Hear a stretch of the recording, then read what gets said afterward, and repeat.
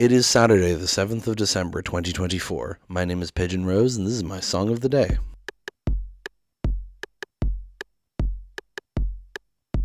It's been a while since we've talked about a Bon Iver song, by which I mean, have we only talked about two? Perth and 33 God? That's weird. Well, okay, so we've talked about a song from the second album and the third album. Well, now we're talking about a song from the first album. Bon Iver's first album was called For Emma Forever Ago, and it was released in 2008. Bon Iver's sound has changed so much over the years, and each album sounds very different to each other. But it's really interesting what their music sounds like now when you think about how they had this reputation at the start of just sounding like this, because this is the album with Skinny Love on it, which is the song that got Bon Iver famous. And this album is largely just like acoustic and folksy, you know. That he would go so heavily into electronic stuff later is really not what anyone expected. But famously, this album came about because Justin Vernon, the main guy from Bon Iver, went through a bad breakup and went up to a cabin in the woods and ended up kind of writing and starting to record this album. And the name, of course, is in reference to this breakup, For Emma Forever Ago. So the album has this overarching theme. It's not just about the breakup, but it has this wintry theme. Bon Iver being a corruption of the French phrase that means like good winter, which is like Bon Iver or something like that. And the whole album has this wintry feel to it because it was written in this cold cabin while Justin Vernon was kind of heartbroken about this thing. And it's got a really interesting vibe to it and a very specific vibe to it. And that's why I'm talking about it for this winter week. And I wasn't sure what song to do from the album. I considered doing Skinny Love or Creature Fear, but I knew once I looked at the track list again, I was like, no, I have to do Regarding Stacks, or Re-Stacks as everyone calls it. It is technically Regarding Stacks, but everyone calls it Re-Stacks. Definitely the best song on the album, one of Bon Iver's best songs overall, and I'm giving it too long of an intro, so let's just go listen to it now and then come back in a few minutes and talk about it.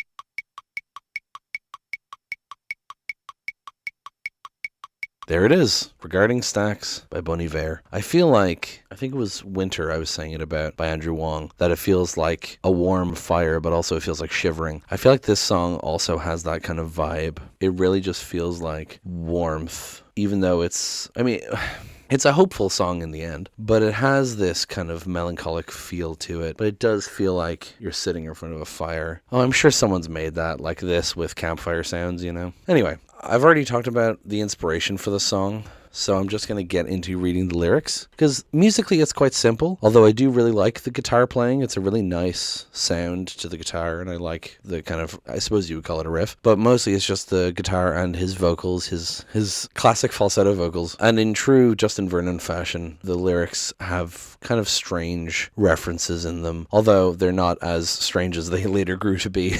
But it sure does open with a very specific one. So let's get into it, shall we? This is my excavation, and today is Qumran. Everything that happens is from now on. This is pouring rain. This is paralyzed. So, what's Qumran? Qumran is an archaeological site in the West Bank and is the closest settlement to where the Dead Sea Scrolls were found. That's what Genius says. And here's a quote from Justin Vernon himself in an interview. It's referring to the excavations where they found the Dead Sea Scrolls. When they found them, it changed the whole course of Christianity, whether people wanted to know it or not. A lot of people chose to ignore it. A lot of people decided to run with it. And for many people, it destroyed their faith. So I think I was just looking at it as a metaphor for whatever happens after that is new shit. And then on Genius, it says after that, in the interview, Justin Vernon mentioned this record was about him going through the breakup, an excavation of himself, digging everything out so he can see what it is and get it to the oxygen where it can burn away and leave. So I love this description of him kind of processing his feelings through this album as being an excavation. He's digging these things out from himself as if he's the archaeological site, and he's finding these things and he's bringing them to the light and they can finally be free, you know? Especially that line, everything that happens is from now on. Great line.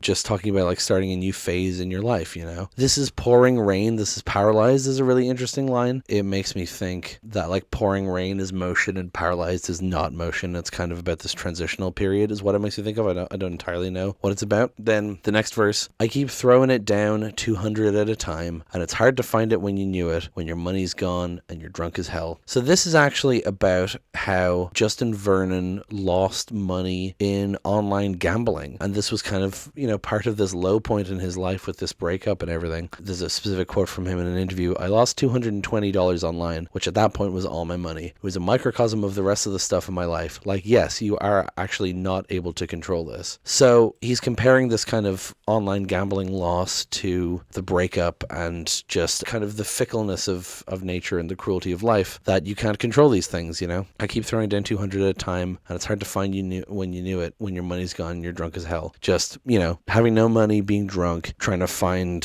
solace in other things. And the chorus is, on your back with the racks as the stacks of your load, in the back with the racks and the stacks are your load, in the back with the racks and you're unstacking your load. So this is the bit of the song, even though it's the chorus, it is a bit hard for me to decipher. I associate racks not with breasts, but with a torture rack, and other people have suggested that as well. The stacks of your load, I mean, it makes you think of the poker chips that he's stacking up, but also it makes you think, because he says like the stacks of your load, the stacks are your load, and you're unstacking your load. It makes it sound like, you know, he's excavating, like he said, he's pulling these things out of him almost like a torture device, and he's unstacking his load, he's unloading his emotional baggage, and he's getting all this out there and he's processing it, you know. I assume that's what is meant by this chorus. It's just the actual verbiage is a bit confusing to me. But then the next bit, I've been twisting to the sun I needed to replace, and the fountain in the front yard is rusted out, all my love was down in a frozen ground. So again, here he goes with his strange imagery. I've been twisting to the sun makes me think like of a sunflower growing to face the sun, but twisting is an interesting word. Also, it's the sun I needed to replace. So I don't know, it loses me there. And the fountain in the front yard is rusted out, all my love was down in a frozen ground. I mean, it just sounds like he's, you know, he's depressed and he's not doing any maintenance in his house, and that's reflective of the maintenance he hasn't done in his own psyche, in his own life, you know what I mean? There's a black crow sitting across from me, his wiry legs are crossed, and he's dangling my keys, he even fakes a toss, whatever could it be that has brought me to this loss. I love this bit, it's just such evocative imagery. A lot of people highlight this part of the song specifically. You can think of the black crow as a metaphor for depression. It's not a difficult leap to make. The idea that there's a black crow that's dangling his keys, he even fakes a toss, makes it sound like he's suggesting, you know, go drive, go out and get her back, or go out and maybe do something you'll regret, you know. But also it could literally be a crow that has like nicked his keys and it's just making him reflect on things, you know, seeing something so removed from the situation. So you can think of it either way. Also, I mean, I suppose if you're thinking of it as a metaphor for depression and it's dangling his keys and even fakes a toss, it's like the keys are the escape, right? You can get out of here. You can take these keys and get out of here, but I'm not giving them back to you. You know, it's the depression is keeping him from moving on, right? Then the last line of the verse being, whatever could it be that has brought me to this loss? Another just, a punch in the gut sort of lyric. Why, Lord, must I suffer? Pretty common sentiment. What did I ever do wrong? Whatever could it be that has brought me to this loss? Just a great phrasing of that particular thought. Then you get the chorus again, and then the final bit. This is not the sound of a new man or crispy realization. It's the sound of the unlocking and the lift away. Your love will be safe with me. What a beautiful ending to the song and a beautiful ending to the album. I like how he says this is not the sound of a new man or crispy realization. He's not saying that he is fully moved on. He is not fully transformed yet. He's still doing that. I love crispy realization, by the way. It's the sound of the unlocking and the lift away. So he's saying this song isn't me saying I have moved on, I've gotten better. This song is me saying that I'm trying, I am working to, you know, get over it, move on, be better. And then the last line being, your love will be safe with me, is such an interesting ending to the song, saying like, you know, they've broken up. So it's questionable about what love is there, but I think what he is saying here is that this impact that this person has had in his life will always be there, will always be important to him, and your love will be safe with me. Like I will cherish this relationship even if it's not there anymore. I will cherish it. I will keep it close forever. Just an absolutely gorgeous song, wonderful ending to the album, and it would have been a wonderful ending to the week, but I have a specific song I'm doing tomorrow for a specific reason. But anyway, that's pretty much going to be it for this episode. Thank you so much for listening. Please hit like, hit subscribe, leave a comment down below. Tell me what you think. Tell other people about this show. Thank you so much for listening, and I will talk to you tomorrow. Break it down.